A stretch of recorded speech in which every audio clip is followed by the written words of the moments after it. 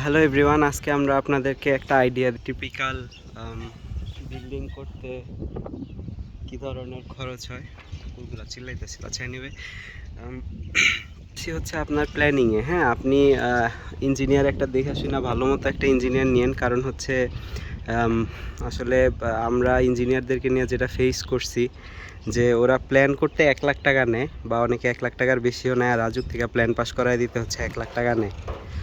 ধরেন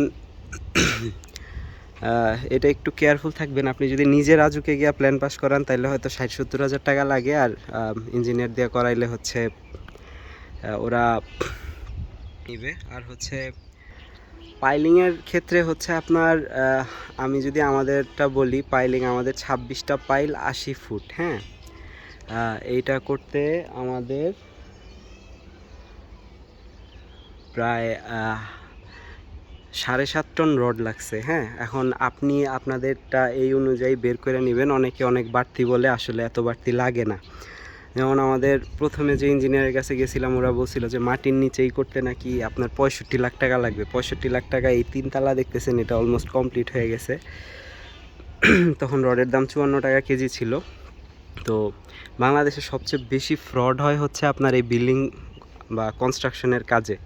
তো এটা অবশ্যই আপনারা সবসময় খেয়াল থাকবেন। আর আপনার যদি জমি ঢাকা শহরের প্রপারে হয়, তাহলে আপনি বেসমেন্টে একটা ফ্লোর করতে পারেন। বেসমেন্টে একটা ফ্লোর করলে আপনার 1.5টা ছাদের সমান খরচ হবে। আপনার জমির যে সাইজ, মানে সর্বোচ্চ 1.5টা ছাদ, এর বেশি যদি কেউ বলে তার মানে সে হলো আপনার টাকা মাইরা খাওয়ার জন্য চেষ্টা করতেছে।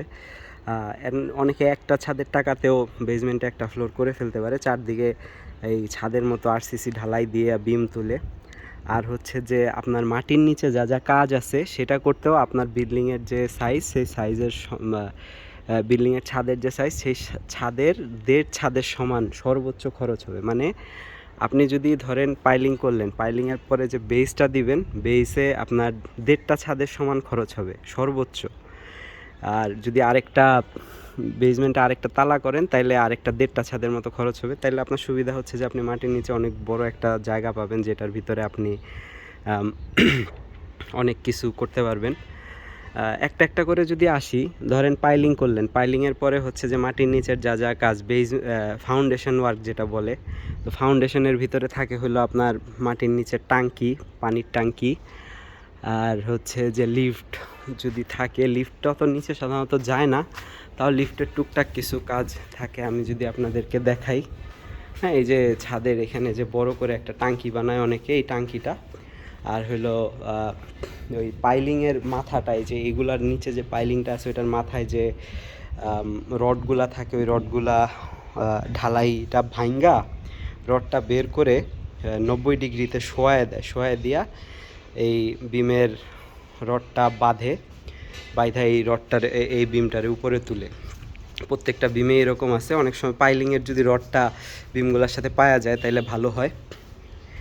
এতে আপনার এটা হলো ফাউন্ডেশন ওয়ার্ক। ফাউন্ডেশন ওয়ার্কে আপনার 1.5টা ছাদের সমান সর্বোচ্চ খরচ হবে। এর বেশি খরচের কথা কেউ যদি আপনারা বলে, তার মানে ধরে নিতে পারেন যে আপনার থেকে সে টাকা খাওয়ার চেষ্টা করতেছে। আর যদি আরেকটা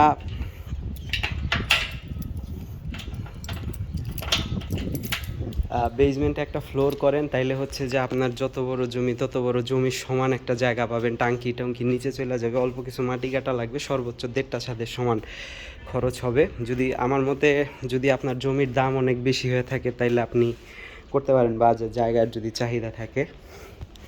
এরপরে গাঁথনির যে কাজটা, আমরা তো গাঁথনির কাজটা কিছু কিছু জায়গায় ইট দিয়ে করেছি, কিছু কিছু ব্লক। এবং এবার আসি কারেন্টের লাইনে। হ্যাঁ, আপনার বেডরুম যত বড়ই হোক, কারেন্টের কাজের জন্য হচ্ছে আপনার একটা করে প্রতি রুমে একটা করে ফ্যান থাকবে, আর 3টা করে লাইট থাকবে, আর হচ্ছে একটা এসি থাকবে। আর আপনার যদি বেডরুমে 3টা ওয়াল থাকে, তাহলে যদি আপনি এখানে এরকম 3টা ওয়াল যদি থাকে আপনার বেডরুমে, তাহলে প্রত্যেকটা ওয়ালে একটা করে পাওয়ার পোর্ট দিতে পারেন। তাতে আপনার 1800, যদি আপনার 3600 স্কোয়ার, 18×36, 3 তালাতে আপনার যদি 3600 স্কোয়ার ফিট হয়, তাহলে আপনার সর্বোচ্চ, সরি 3600 স্কোয়ার ফিট না, 3 তালাতে আপনার যদি 18×2=36, 3×18=54, 5,400 স্কোয়ার ফিট হয়, তাহলে আপনার সর্বোচ্চ 26 কয়েল তার লাগবে। এর বেশি যদি বলে তাইলে আসলে বিশ্বাস করবেন না, যে আমাদের এগুলো অনেক বাড়তি তার লাগাইছিল। আমাদের 5400 স্কোয়ার ফিটে প্রায় 4.5 লাখ টাকার তার লাগাইতে চাইছিল। এত লাগে না, 1,20,000-30,000 টাকার তার হইলেই হয়। এগুলো পরে আমরা আবার বের করছি, বের করে মানে এটা একটু খেয়াল রাখবেন, হ্যাঁ, কারণ আপনারে ওরা যদি আপনার টাকা মারতে না পারে তখন আপনারে প্রচুর বাড়তি খরচ করাবে। খরচ করায় হচ্ছে আপনি করবে। আমাদের এটা ওপেন কিচেন সিস্টেমে করা, চাইলে ওপেন কিচেন করতে পারেন, আপনার নড়াচড়ার জায়গাটা বড় হবে। এখন আপনি যদি ফ্যামিলি ইউনিট না করেন, ঢাকা শহর আসলে অনেক এক্সপেন্সিভ হয়ে গেছে, যে মানুষজন আসলে এখন আর ফ্যামিলি নিয়ে ওইভাবে বসবাস করতে পারে না। আপনি যদি ফ্যামিলি ইউনিট না করে রুম করে ইউনিট করেন, যে এক রুম করে, তাহলে ওইটার ভাড়া আপনার দ্রুত হবে। আমি যদি এখনকার যে সিচুয়েশন, একটা সময় ছিল হয়তো 90s-এ, 2000s-এ এবং 2010-এও, তখন হয়তো আপনার ফ্যামিলি বাসা চলতো খুব, কিন্তু এখন আসলে ফ্যামিলি নিয়ে থাকার মতো শহর আর ঢাকা শহর নাই। এখন সবাই গ্রামে ফ্যামিলি রেখে এসে ঢাকায় হচ্ছে বিল্ডিং করে। তো এইটা গেল তারের। প্লাম্বিংয়ে অতটা খরচ নাই। আপনি যদি প্লাম্বিংয়ে যদি আপনি গরম ঠান্ডা লাইন রাখবেন, যদি লাইন রাখেন তাহলে আসলে শুধু শাওয়ারে দিলেই হয়, বেসিনে না দিলেও হয়। আমাদের এখানে বেসিনেও দিছে, তো বেসিনেরটা আসলে কোনো একটা কাজে লাগে না, মানুষ শুধু গোসলের। আর যদি আপনার লাগে, ওই নিচে একটা কল থাকেই, ওইটা দিয়েই হয়ে যায়। তো এই হলো মোটামুটি বাড়ির টুকিটাকিও। এবার আরও আছে, ধরেন থাই গ্লাসের যে ব্যাপারটা, আপনারা যদি থাই গ্লাস লাগান, একদম ক্লিয়ার সাদা গ্লাস লাগাবেন। জানলা যদি পুরোপুরি খোলা যায় তাহলে ভালো হয়, আর যদি খোলা না যায়, মানে এখন আমাদের দেশে তো স্লাইডিং সিস্টেমটা জনপ্রিয় বেশি, তো ক্লিয়ার থাই গ্লাস লাগাইলে হচ্ছে আপনার ঘর দিনের বেলা অন্ধকার লাগবে না। নইলে হচ্ছে যে দিনের বেলা অন্ধকার লাগে রুম। এই মোটামুটি। আর টাইলসের যে ব্যাপারটা,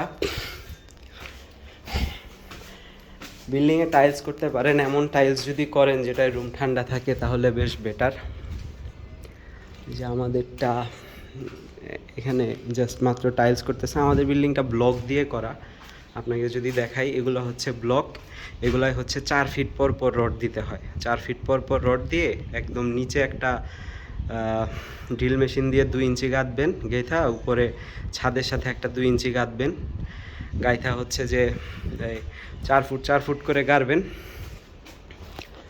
4 ফুট করে রড দিয়ে হচ্ছে একবারে, মানে ব্লক গিয়ে 4 ফুট ওয়াল করবেন, 4 ফুট রড গাও, তারপর ওই রডের সাথে আরেকটা রড বাঁধবে, বাইধা এভাবে করে উপর পর্যন্ত দিলে এটা বেশ শক্ত হয়। আর হচ্ছে যে রডটা যদি জয়েন্টে দেন তাহলে বেশ ভালো হয়, মানে এরকম 2টা ইটের জয়েন্ট যে জায়গাটা, এই জায়গাটায় দিলে মজবুত বেশি হয়। আর এটা হচ্ছে উপরের চিলে ওঠার জন্য পরবর্তীতে করা হয়েছে।